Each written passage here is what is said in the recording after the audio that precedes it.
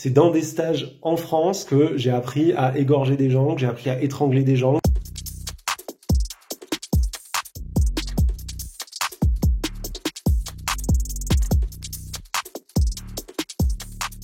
Bonjour Mathieu, est-ce que tu pourrais déjà te présenter et nous expliquer un peu l'objet de tes recherches? Je m'appelle Mathieu Burgalassi, je suis anthropologue et j'ai écrit un livre qui s'appelle La peur et la haine, qui raconte en fait mes années en immersion dans la communauté survivaliste en France et aux États-Unis. C'est à la fois une biographie qui raconte mon quotidien auprès des membres de la communauté, les stages auxquels j'ai pu participer, les moments que j'ai partagés avec des survivalistes, mais c'est aussi un livre de recherche qui est, je pense, assez critique sur la communauté elle-même et qui essaye de comprendre comment nos sociétés en viennent à produire des individus comme les survivalistes. Alors, est-ce que tu pourrais nous expliquer en quoi l'insécurité est en fait une idéologie qui produit des personnes violentes? Ce discours de la peur qu'on retrouve aujourd'hui dans l'intégralité de la sphère politique française, mais aussi dans les grands médias comme BFM TV, comme CNews, eh bien, il a des conséquences. Il produit quelque chose. Il produit une peur chez des individus qui les pousse à s'engager dans des pratiques violentes comme la pratique survivaliste. Et cette peur, le pire au fond, c'est que les individus ne la vivent jamais sur le mode de l'idéologie. Ils se disent pas que l'insécurité peut être une pensée politique. Eux, ils le vivent comme une réalité factuelle, comme quelque chose qui serait de l'ordre presque du biologique. Et cette peur, elle est tellement importante qu'elle va les pousser à s'engager dans la violence, mais qu'elle va aussi les pousser à s'engager dans une haine de l'autre qui va parfois avoir des conséquences dramatiques. Et ce que je vais remarquer pendant mon enquête, c'est que les survivalistes, quand ils imaginent les gens qu'ils vont devoir combattre, eh bien ils imaginent toujours des personnes racisées, ils imaginent toujours des personnes musulmanes, ils imaginent toujours des personnes immigrées. Ils imaginent en fait, au fond, les figures repoussoires désignées par les discours politiques de l'insécurité.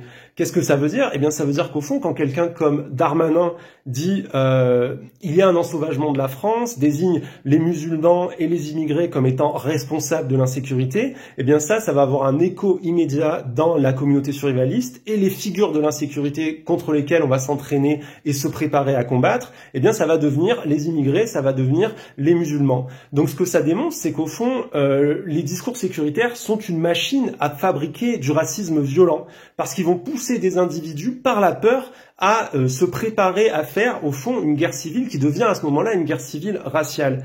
Et ce qui est d'autant plus inquiétant, je pense, là-dedans, c'est que ce racisme, je le redis, n'est jamais pensé comme étant le produit d'une idéologie. Comme l'insécurité n'est pas pensée comme une idéologie, comme l'insécurité est pensée comme quelque chose de factuel, comme quelque chose qui s'observerait quasiment en passant la tête par la fenêtre, eh bien, pour les survivalistes, leur racisme, leur violence n'est pas le produit d'une idéologie, c'est le produit d'une réalité qui leur semble incontestable et qui va justifier d'autant plus le passage à la violence, le recours à la force. Un truc un peu surprenant qui sort de ma recherche, finalement, donc, c'est que eh bien, la violence de personnes comme les survivalistes, qu'on imagine toujours un petit peu produite par l'extrême droite, produite par des marges radicalisées, eh bien, en fait, cette violence-là, sur leur racisme, leur représentation du monde autour de la guerre et tout ça, eh bien, ce serait pas tant produit par les marges que par un espèce de grand centre néolibéral dans lequel on pourrait mettre Macron, dans lequel on pourrait mettre les Républicains, dans lequel on pourrait mettre le Parti socialiste.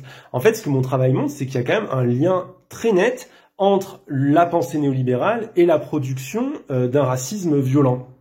Et je pense que ça, quand on regarde un petit peu le fonctionnement du néolibéralisme en lui-même, eh bien, ça devient assez clair. Au fond, c'est quoi le néolibéralisme? C'est une vieille idée politique qui s'est imposée dans les années 80 avec les élections de Reagan, de Thatcher, de Valéry Giscard d'Estaing, et qui repose sur deux grandes idées qui sont, d'un côté, on lâche complètement la bride à l'économie, et de l'autre, on se désengage complètement du social. Seulement, ce qu'on constate, c'est que ça fonctionne jamais, ce truc. Quand on lâche la bride à l'économie, les entreprises sont n'importe quoi. Je pense par exemple à Sanofi, qu'on arrose de crédits d'impôt recherche et qui, en plein Covid, décide de supprimer 400 emplois de chercheurs comme si on n'en avait pas besoin. On voit clairement que, depuis des années, que lâcher la bride à l'économie, ça fait que produire des crises, ça fait qu'enrichir les plus riches. L'argent ne ruisselle jamais. Et en fin de compte, il n'y a jamais de vrai retour sur investissement, on pourrait dire. Mais en plus de ça, avec le désengagement du social, eh bien, on se retrouve avec des privatisations de tous les côtés, et donc les gens se retrouvent finalement à devoir payer des choses qui étaient gratuites avant, ils se retrouvent à devoir payer leurs inscriptions à la fac, à devoir payer certains soins qu'ils ne devaient pas payer avant, ils se retrouvent à devoir payer des médicaments qui étaient remboursés, et finalement, ça devient un bilan politique, si on pense dans une logique électoraliste, en personnes qui doivent se faire réélire, eh bien, qui devient très très compliqué à assumer. Et donc, qu'est-ce qu'on voit? Eh bien, on voit à chaque fois le même un peu parcours des néolibéraux lorsqu'ils veulent se faire élire et lorsqu'ils sont élus.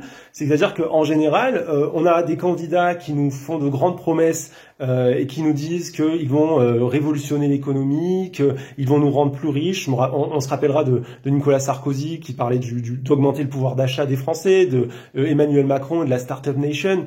Et finalement, ces gens-là, quand ils arrivent au moment des bilans, eh bien, ces gens-là commencent à se tourner vers le seul cache-misère qu'il leur reste, et ça va être le sécuritaire. Alors j'ai l'impression que la gauche s'est pas vraiment saisie de ces sujets. À ton avis, pourquoi la gauche française est dans un tel déni par rapport à ce phénomène? Et pourquoi elle n'arrive pas à produire un discours d'opposition sur ces sujets? Aujourd'hui, à côté de chez nous, il y a des gens qui se préparent à la guerre, il y a des gens qui s'entraînent à tuer d'autres humains. Donc déjà, il y a cette réalité-là qu'il faut vraiment réussir à se mettre en tête et se dire on peut pas faire l'autruche face à ça. Il y a aujourd'hui une montée de la violence raciste qui s'incarne certes dans des mouvements d'ultra-droite très bruyants, très visuels comme Génération Identitaire, mais il y a aussi une montée de la peur et aussi du racisme violent chez des gens beaucoup plus ordinaires, et c'est peut-être ça qui devrait nous inquiéter le plus. Et si on n'est pas capable de prendre la mesure de ce problème-là, on sera jamais capable de le résoudre.